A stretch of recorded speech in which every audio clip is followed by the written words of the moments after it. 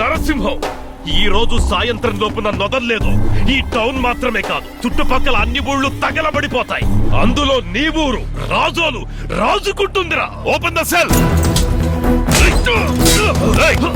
నిన్ను కొట్టారా, తిట్టారా, నీచిగా మాట్లాడారా, అవమానించారా? మరెందుకు అలా అరిచేస్తావు?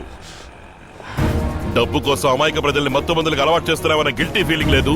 5 పూట్ల నమాజ్ చేస్తున్నావే, అల్లా చూస్తాడన్న భయం లేదు. ఊళ్ళు తగలబెట్టిస్తావా? చేసి చూడరా. నా ఊళ్ళో కాలు పెట్టిన వాడికి ఏం జరిగిందో తెలుసా నీకు?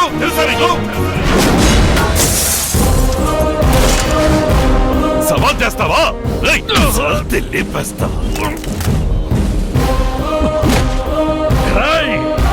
నేను నడిచే మృగాన్నిరా. వలలో పడిన వల్లకాటికి పంపడం నీ వల్ల కాదురా. ఏనుగు కుంభస్థలాన్ని మాటు వేసి కొట్టగలిగే మృగరాజులా సింహం. నీలాంటి లుచ్చా నా కొడుకులు నాకు లెక్క కాదు. ఎవడు నా కంటి చూపురించి తప్పించుకుని పోలేరు. Call for an urgent meeting, quick.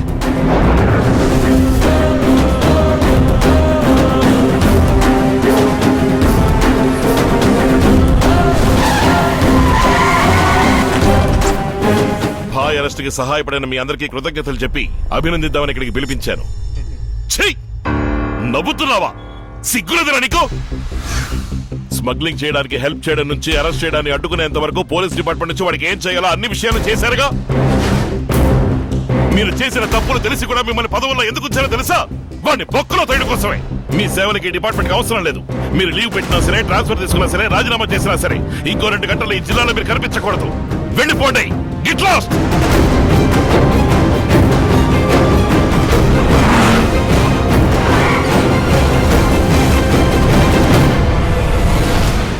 ఏంటి మిస్టర్ నరసింహం, సడన్ గా వచ్చా? భాయ్ని అరెస్ట్ చేశాను. అందుకనే సార్ ఎప్పుడొచ్చి సరెండర్ అవుతారా అని అడిగి వెళదామని వచ్చాను. Mind your words. నీ అబ్బా, ఓవర్ యాక్షన్ చేయకు. నువ్వు గన్నెత్తుతావు, భాయ్ గన్నెత్తుతాడు, సహాయ సేవని రాయికట్టి సముద్రంలో దించుతాడు, అలాగే డాని పంపించిన సరుకు దించుతాడు. పైగా ఊళ్ళో మీరిద్దరు శత్రువులుగా నటిస్తారు. ఒకవేళ నువ్వు నన్ను అరెస్ట్ చేసినప్పటికీ నేరం తన మీద వేసుకుని లొంగిపోతాడా నా సహాయం సేఫ్టీగా ఉన్నాడనుకుంటున్నావా?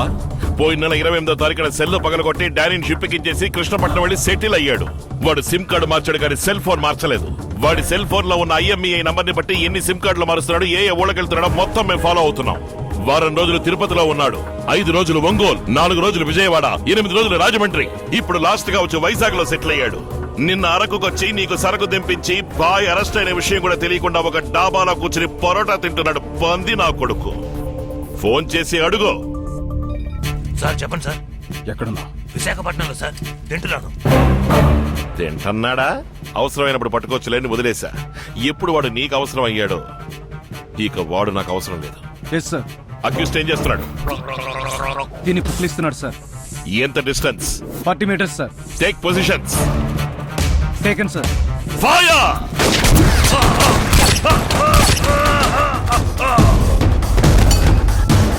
చచ్చాడు యాదవ్. మఫ్టీలో వచ్చిన పోలీసులు అన్నని కాల్చి చంపేశారు సార్. అన్ని మైళ్ళ దూరంలో ఉన్నవాడు లేపడానికి 10 సెకండ్లు చాలు. పక్కనే ఉన్న ఇంట్లో లేపడానికి ఎంతసేపు? ఏసి పారుతుపుతా. ఆ దేవుడు నీకు అందమైన కుటుంబాన్ని ఇచ్చాడు, అద్భుతమైన వ్యాపారాన్ని ఇచ్చాడు. అయినా డబ్బు కోసం కక్కుర్తి పడే నీ పాడు బుద్ధి తలుచుకుంటేనే మనసుకి బాధగా ఉంది. ఇదిగో ఇలా చూడు, రేపు సహాయం బాడీ వస్తుంది. నోరు మూసుకుని శవాన్ని తీసుకున్నామా, పెట్లో పెట్టామా, మాల వేసామా, పాతి సిలువ నాటేమని పోతూ ఉండాలి. అలా కాదని నీ వాళ్ళని పంపి టౌన్ లో అల్లర్లు రేపి పబ్లిక్ ని డిస్టర్బ్ చేయాలనుకున్నావో వాడి శవం ఒంటరిగా వెళ్ళదు. దాంతో పాటు చాలా శవాలు తోడు వెళ్లాల్సి ఉంటుంది.